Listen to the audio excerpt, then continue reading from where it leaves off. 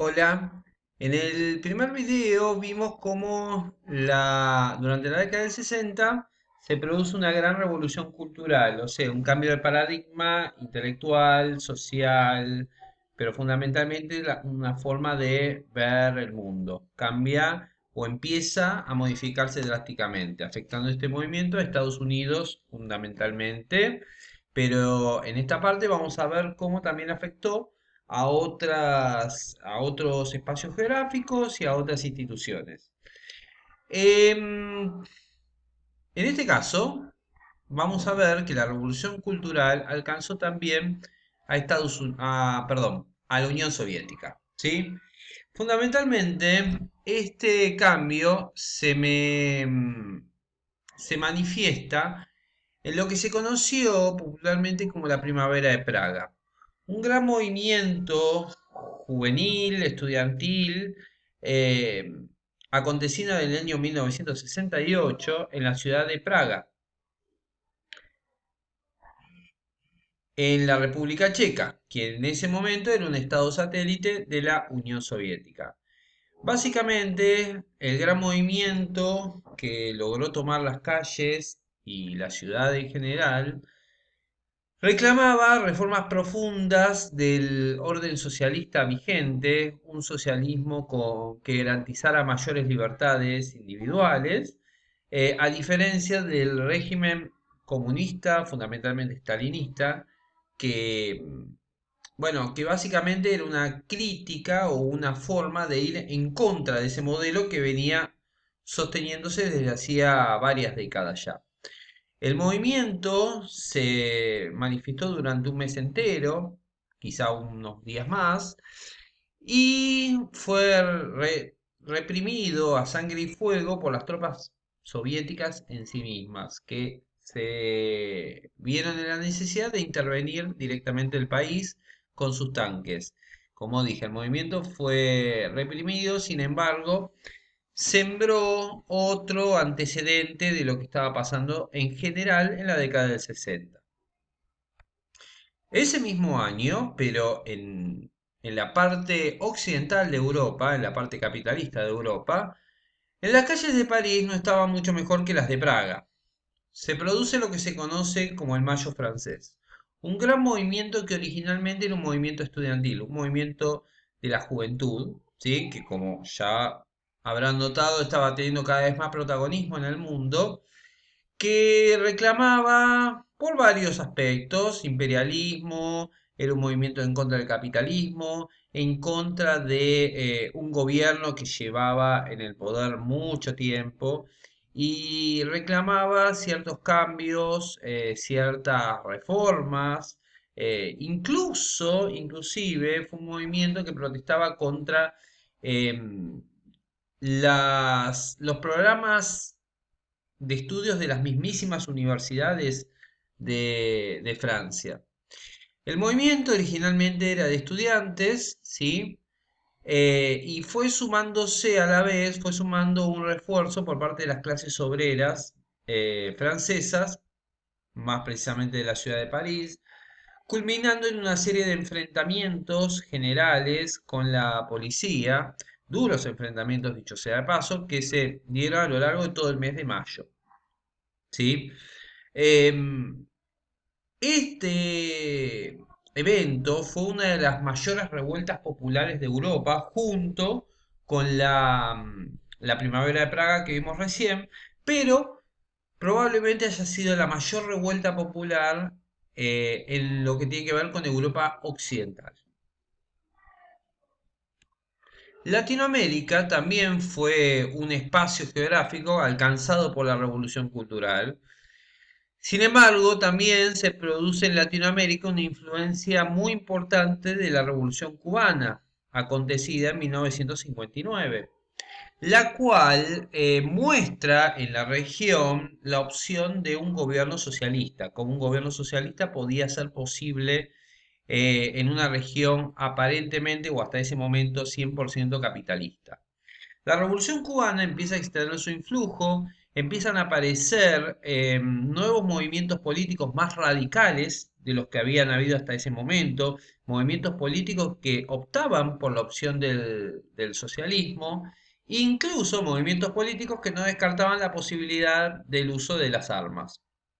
Por lo tanto, Estados Unidos comienza a intervenir más fuertemente en la región. Por un lado, por un plan para el progreso, una serie de programas económicos asistencialistas a varios países de la región, pero por el otro lado, y en forma más clandestina, con lo que se conoce como la Escuela de las Américas, un centro de instrucción militar fomentado por Estados Unidos con oficiales franceses que participaron en la guerra de Argelia, la guerra de descolonización de Argelia, en la cual asistían militares de toda la región.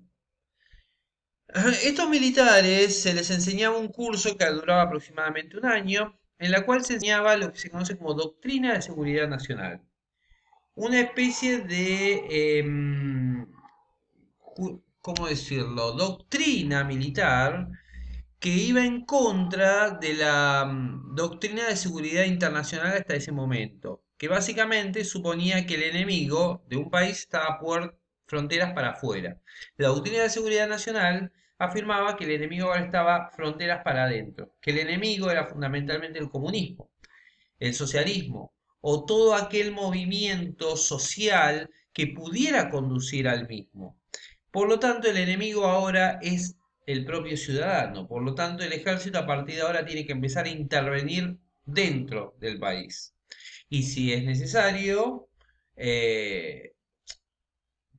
es necesario interrumpir el orden democrático para vencer al enemigo, eh, entonces hacía, ¿sí? Todo sea por preservar fundamentalmente las tradiciones occidentales y las tradiciones cristianas. Así fue como en la Escuela de las Américas, además del curso teórico que acabo de mencionar, también habían cursos prácticos de búsqueda e insurrección de movimientos guerrilleros, utilizando no siempre métodos legales y convencionales. Por ejemplo, utilizando el uso de secuestros, centros clandestinos de detención, torturas en interrogatorios, etcétera, etcétera, etcétera. Todo sea con tal de una lucha contra insurgente. Por otro lado, también los movimientos de izquierda radicales también comienzan a generalizarse, comienzan a esparcirse por todo el continente. Por un lado, por la influencia de la Revolución Cubana, pero más especialmente por la muerte de Ernesto Guevara, uno de los principales artífices de la Revolución Cubana, que intentó generar una guerra de guerrillas en Bolivia, con la intención de generar una revolución similar a la cubana en Bolivia y en toda la región, pero es detenido y asesinado por el ejército boliviano. Eso va a marcar como una especie em, de martirización de este personaje histórico y una conversión en un símbolo de lucha, de rebeldía. A partir de ese momento, Guevara va a ser tenido en cuenta como una especie de símbolo. Así es como bajo el influjo de la Revolución Cubana y del influjo guevarista comienzan a surgir nuevas organizaciones político-militares, o sea, guerrillas similares al movimiento 26 de julio que tomó el poder en Cuba. Prácticamente empiezan a haber movimientos guerrilleros en toda la región latinoamericana. Junto con eso, también los ejércitos de los respectivos países latinoamericanos comienzan a instruirse en la Escuela de las Américas que ya mencioné.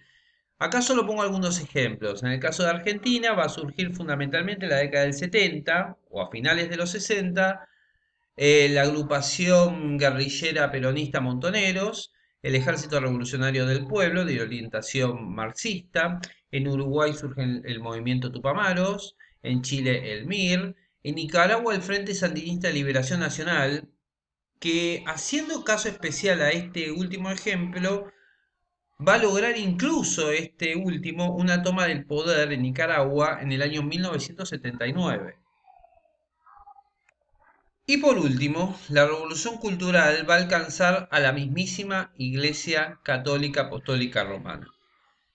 En el año 1962 se inicia el Concilio Vaticano II, una gran convocatoria de todos los cardenales del mundo, orquestada por el Papa Juan XXIII. La misma proponía una renovación, una revisión de los Santos Evangelios y tuvo como resultado, entre otros, una mayor interpretación de los mismos, una nueva interpretación de la Biblia, fundamentalmente entre una nueva generación de sacerdotes.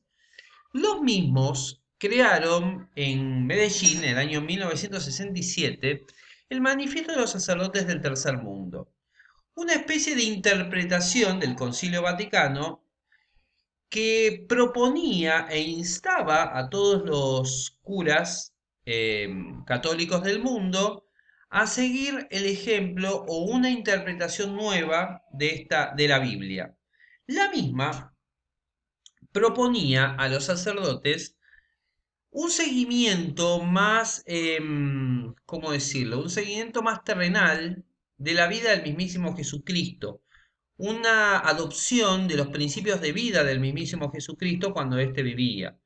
En otras palabras, una vida más cercana a los pobres, como la tuvo el Jesús histórico hace 2000 años, una llegada más a aquellos sectores más marginales de la sociedad, a aquellos sectores más apartados, en otras palabras, a los sectores más pobres en todos los países, y una mayor acción en aquellos países considerados del tercer mundo también, o sea, países como Latinoamérica, África, el sur de Asia.